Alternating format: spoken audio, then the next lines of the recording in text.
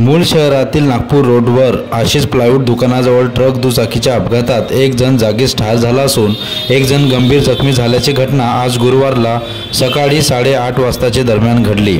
गणेश मडावी वय वर्ष 29 राहणार शिवाजीनगर मूल येथील रहिवासी आहे, तर सुनील डाकडे वय 25 राहणार टाडारा रोड मूल असे जखमीचे नाव आहे।